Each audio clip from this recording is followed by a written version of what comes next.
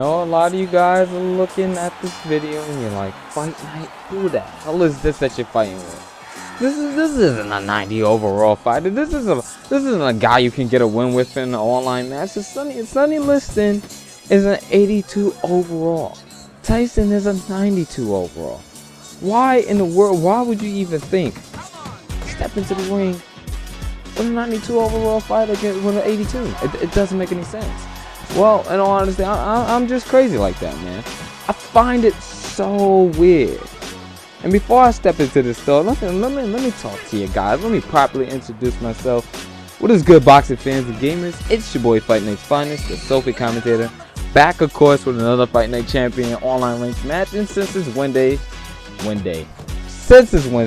coming back on another topical commentary. Let's take a look at this match, though. Sonny Liston up against Mike Tyson. Every disadvantage in the book. Tyson got the advantage in the speed department, the chin department, his ability to throw power shots. Everything is just on Tyson's end. But, you know, even though being at a disadvantage, it's like, I don't mind that, because I find it so crazy how everybody's always talking about, we want this character in the game, we want this fighter in the game, we want this boxer in the game.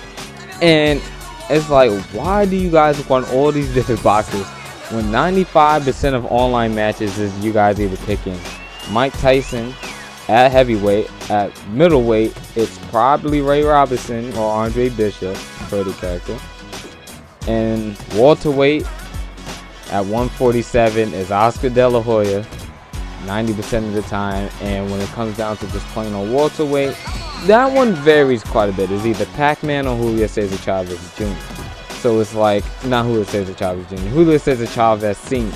Ain't no junior in the game. So it's like, why does everybody want all these different boxes when 90% of the time players are just going to gravitate to whoever the best fighter is? And this can be said in any sports video game or any fighting game, period. Think about Madden. Who people gonna pick for online play? 49ers or the Seattle Seahawks? 2K, who they gonna pick? The Miami Heat or the Indiana Pacers? It's like, I mean, you can get some diversity every now and again, but most of the time people are gonna gravitate towards the best players anyway.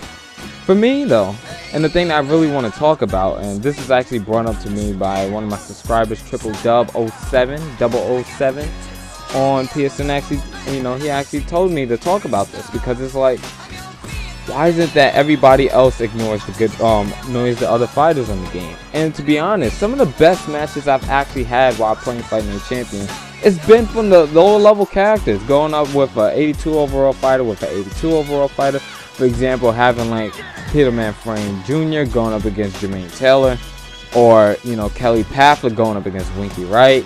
Even though, you know, Kelly Paffler kills him in the power department, it's just to show you that the different styles and matchups you can get with having a lower class fighter. And the honest truth behind it is that if you look at it, it takes a lot more skill to use a fighter that has more disadvantages to it. And it also forces you to play the game in a particular manner. With Sonny Liston, in order for me to do any type of work against Tyson, as you can see, there's been a few times I try to go in there and throw combinations with him and absolutely got killed. Like right there. Try to go with a two-piece combination without setting up with my jab, and I end up getting counterpunched. So it's the same principle whenever I go into an online match. Is that I got to fight the strategy of how Sonny Liston really fought in real life. He had one of the greatest jabs of all time. He was able to knock fighters out with that piston-like left jab. That's what it is that he did. And I know a lot of people, when they think about Sonny Liston, they think about his loss to Muhammad Ali and how Ali was able to dance around him. But you got to think about this, man. Muhammad Ali is a special fighter. He was just a great fighter. And Sonny Liston only lost 4 times in his career. He finished his career 50-4, and he was able to beat fighters like Floyd Patterson. So it's not like the dude didn't have any skill. I mean, he was heavyweight champion in the world, for God's sake. People really do underestimate Sonny Liston as a fighter due to that loss to Ali. And I think for the most part it's because everybody wanted Ali shut it up. Like, nobody ain't want to hear Ali running his mouth anymore. People was getting tired of that. Like, who is this young kid from Louisville, you know, just running off at the mouth and thinking he can just come in here and disrespect the world champion? And back then, you know, in that generation, most people, they didn't like trash talking. I mean, nowadays everybody's all for the trash talking. You know, you got Adrian Broner. People despise him as well, but there's also a lot of people like him. You know, when Floyd do the trash talking, especially when he was doing it against Robert Guerrero, everybody know that famous line from Floyd: "I don't care who you beat, I don't care who you lost to. I don't care who you beat and who you lost to. Easy way. When you step up in that ring, your trainer can't help you. Your pops can't help you.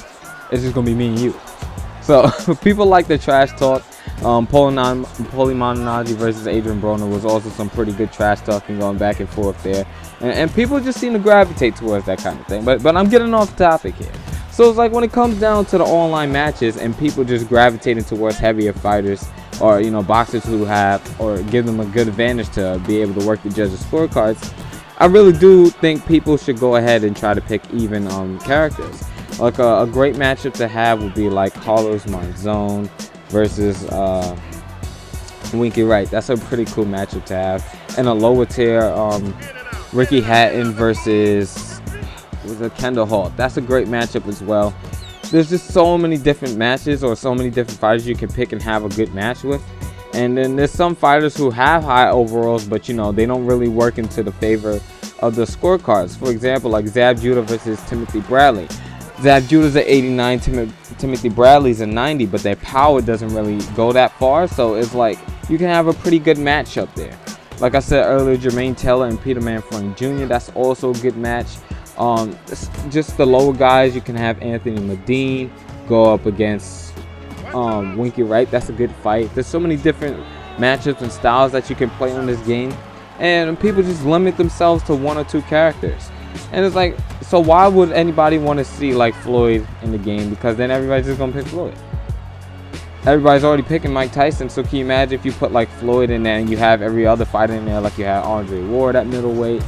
I mean, you could probably get some more diverse character selections by having more fighters in the game, but just by the trend that goes on in online games now, people are just going to gravitate towards whoever gives them the best one anyway.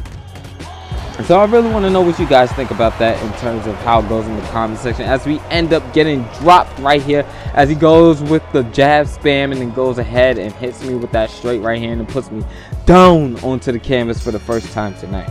Well, I want to know what you guys think. Do you think it's a good idea to add more boxes into the game just so fighters can scroll right past them, or you know, online players can just scroll right past them?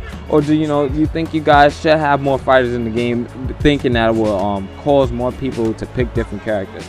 Because I know what a lot of people will say is that it's just the fact that if you try picking a lower tier guy like Sonny Liston, what's the chance of you being able to beat a character who has a 96 or 92 overall with such a low tier guy? And you know, part of the reason for that is how the defense system and how the judges scorecards work in this game.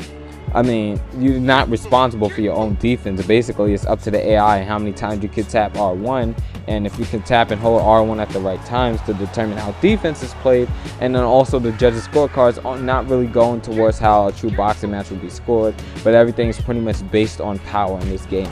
And whoever hits the hardest and whoever delivers like the most power shots and throws the most power shots in a match is going to be the guy that ends up winning the match. So as you can see here, we are just giving that man all kinds of power shots downstairs to the body, all kinds of combinations. As we dig deeper into the fight, we was able to wear him down, let him, you know, just basically spend himself, and we just hitting him with all types of punches. Now you see that man needs to learn some defense. I'll hit the line once he drops, but we got him up against the ropes here, and this is how you really should fight whenever you got your fighter up against the ropes. Like, he's trying to fight his way off. He goes with the straight lean back spam there, and you know, it doesn't really do much to him. So we're patient, hit him with that straight right hand, go with a two-piece combination, and somebody please teach this man some defense. He goes down into the canvas, get cold clocked by that left hook for the first time. So we're able to pick back up on that knockdown, man, and that really feels good when you're able to come back and get a knockdown, especially with a lower rated fighter against a high rated fighter. And you know, a match he should have been able to walk all over me in. And I think if he was a better fighter, would I have won this match? Absolutely not. I do have a match where a guy went to the lowest extents, man. I used Eddie Chambers, and he ninja picked Jack Johnson to go straight to Rocky Marciano. When I get that fight up, y'all gonna be like, man, like, what is this guy doing? I mean, it's bad enough already. Like, I picked a really low dude. You could have pick like Chris Arreola or pick Eddie Chambers too. I mean, what is it called? Mirror fights or whatever you call it. The fights when you use the same fighter against each other, that really also determines how good a fighter could be. I mean, especially if it's a lower tier guys, like the ultimate test of skill to me on this game is Butterbean versus Butterbean. Whoever can fight better with Butterbean, that's really going to show who the better Fight Night champion player is. I mean, it has some classic wars with the Bean versus the Bean, and it was just great fun as well. I mean, most people underestimate that style matchup just because, you know, I want to have the best chance to win.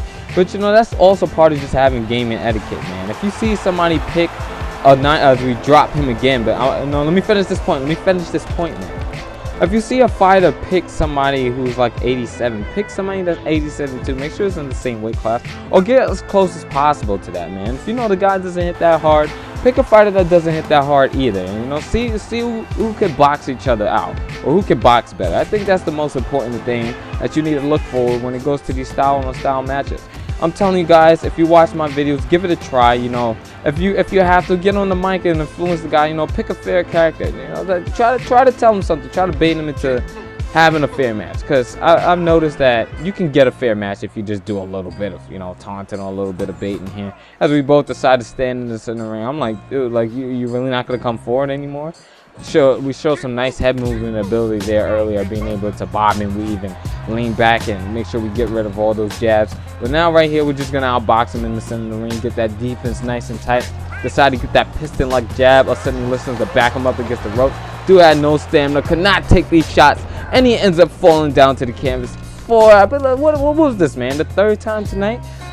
He ended up meeting the canvas regardless. So he's able to get knocked down, and I honestly don't think he's going to be able to beat the count this time. So hope you guys enjoyed this video. Remember to leave it in the comment section. Let me know what you think about the entire character selection, and if adding more characters to the game will help things change the way people fight with certain characters, or, you know, if they only fight with 1 or 2 fighters. Anyway, this has been your boy, FightNightsFinest, the Silver Commentator, and I'm on. Peace.